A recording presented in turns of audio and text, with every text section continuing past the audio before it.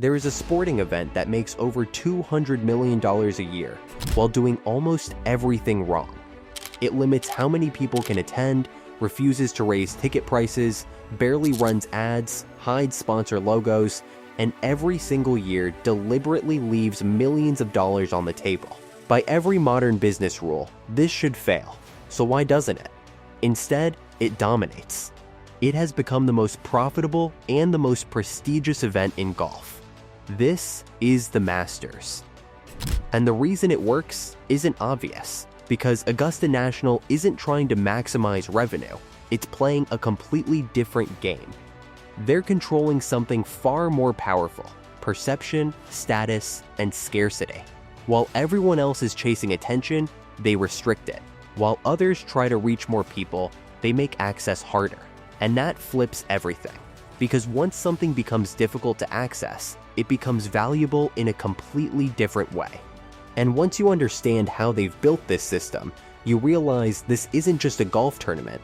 It's a perfectly engineered machine designed to turn scarcity into obsession, and obsession into profit, one of the most precise business models ever created. Section 1. Merchandise. Let's start with the most absurd part of the entire operation: merchandise. In 2022, Forbes estimated that the Masters generated around $69 million just from selling hats, polos, and souvenirs. That's roughly $10 million per day during tournament week. Now here's the part that doesn't make sense. You cannot buy this merchandise online. You cannot order it later. You cannot get it shipped to your house. If you want it, you have to physically be there. That one restriction changes everything. Because now, a simple hat isn't just a product. It's proof. Proof that you were there. Proof that you got in. Proof that you experienced something most people never will. And once you create that kind of emotional value, price stops mattering.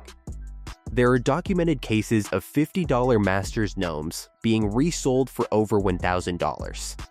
Not because they're rare in production, but because access is rare. This is artificial scarcity done perfectly. Augusta doesn't flood the market. They compress it. And in doing so, they turn merchandise into identity. But it goes deeper than that. The environment itself is engineered to maximize spending. Massive on-site stores, efficient checkout systems, and limited time availability create urgency without pressure. People aren't just buying items, they're capturing a moment before it disappears. There's no second chance, no restock, no I'll get it later. That psychological tension drives behavior. You see people leaving with bags full of merchandise, not because they need it, but because they don't want to regret missing it. Augusta understands something simple. When access is limited, memory becomes the product, and people will always pay to preserve it. Section 2. Tickets status, not access. Now let's talk about tickets. Or, as Augusta calls them, badges. At face value, the pricing looks almost reasonable. Practice rounds sit around $125. Tournament days, Thursday through Sunday, around $160. That's cheaper than many major sporting events. But then you look at the secondary market, and everything breaks. Those same badges can sell for up to $10,000. Now here's where Augusta does something unusual. Most organizations would see this and raise prices immediately. More demand, higher price, more profit. Simple. Augusta does the opposite. They keep prices low, they restrict supply, and they strictly prohibit resale. Legally, it's complicated. You can resell tickets under state law. But if Augusta detects it, your badge can be invalidated instantly, meaning you could spend thousands and still get denied entry. So why create that risk? Because it reinforces the idea that getting in is not a transaction. It's a privilege. It feels closer to winning a lottery than buying a ticket. And that changes behavior. People don't just attend the Masters. They talk about it for years. Because they didn't just pay to be there. They earned access. And that sense of earned access creates something money alone can't buy: status.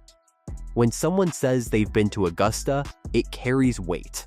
Not because of the golf, but because of how difficult it is to get in. The system filters people without saying it directly.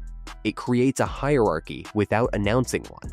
And once that perception exists, demand becomes self-sustaining. People don't want the ticket because of what it costs. They want it because of what it represents. Augusta isn't selling seats. They're selling belonging to a moment that very few people will ever experience. Section 3. Sponsors, visibility, more value. Now we move to sponsorships. This is where the strategy becomes almost irrational. Look at any major sporting event.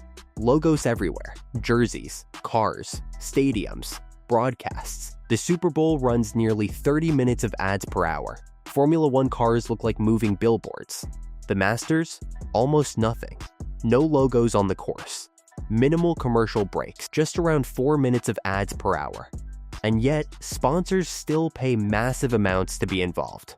Why? Because Augusta flipped the equation. Instead of selling exposure, they sell association. There are only a handful of partners, 4 champion partners, a few tournament partners. That's it. Each paying around $10 million per year. But what they get isn't traditional advertising. IM powers the digital infrastructure. Mercedes provides every vehicle on site. Bank of America aligns its brand with prestige. They're not interrupting the experience.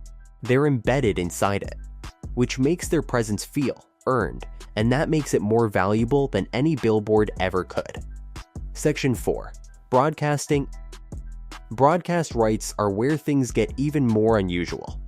Internationally, the Masters earns around $25 million per year, deals across 200 plus countries, UK, India, global distribution, standard stuff. But in the United States, everything changes. Most events charge massive fees. The US Open pulls around $90 million annually in rights. The Masters often charges little or nothing. Instead, Augusta keeps control. They control production. They control camera angles. They control commentary. They control ad limits. Why give up guaranteed revenue? Because control protects the product. And the product is what drives everything else. They're not maximizing short-term cash. They're protecting long-term perception. And now, with Amazon entering the picture, they're expanding reach without giving up control. That balance is deliberate. Section 5. Hospitality where real money leave. Now we get to the real money. Hospitality. This is where Augusta quietly prints millions. In 2013, they opened Berkman's Place, a 90,000 square foot luxury complex, private dining, climate-controlled viewing, direct course access, premium everything. A weekly pass? Around $6,000 minimum, likely higher depending on access. And that's just the entry point. Then came Map and Flag, an off-site luxury venue, passes priced around $17,000. And then the real escalation. Private hospitality packages, corporate-level experiences, luxury homes rented for the week, transportation included, full access. One documented package, over $219,000 for a single week. For 8 people. That's not a ticket anymore. That's an ecosystem. And here's the key idea. Augusta doesn't increase attendance. They keep it around 40,000 per day. Instead, they increase revenue per person. That's the shift. Fewer people, higher value, better experience, more control. Section 6. Real estate. Now step back, because none of this works without control of the environment itself. Over the past 20 years, Augusta National has spent over $200 million buying land around the course. Homes, businesses, entire streets. Why? To eliminate interference, to control logistics, to remove outside noise, and to create space for expansion. Not expansion in size, expansion in experience. Parking, hospitality, movement. Everything is engineered. This isn't just a golf course, it's a controlled system, and every piece feeds into the same outcome. Exclusivity. Section 7. Total revenue. Now let's put the numbers together. Sponsorships, around $60 million. Merchandise, roughly $70 million. Tickets, about $40 million. International broadcasting, $25 million. Hospitality, estimated $20 million. Food and concessions, around $8 million. Total, approximately $220 million annually. And that's conservative. But the real insight isn't the number, it's how they got there. They didn't maximize everything, they optimized everything. Here's the pattern. Augusta National leaves money on the table and makes more because of it. Because when something is truly scarce, truly controlled, and truly special, people don't just want it. They value it differently. They respect it, they compete for it, and they remember it. That's the real product.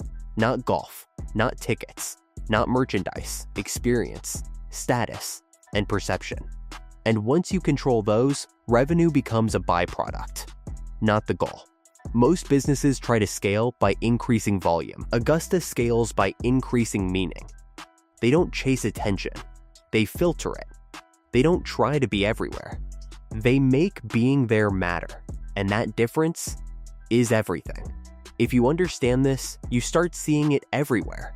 Luxury brands, private clubs, high-end experiences. The ones that win are never the most available. They're the most controlled. So if you're watching this, take a second, hit subscribe, because we break down systems like this every week. Stay with us for more high-level documentaries that don't just explain what works, but why it works. And that's why the Masters isn't just a tournament, it's a system, one that most businesses still don't understand.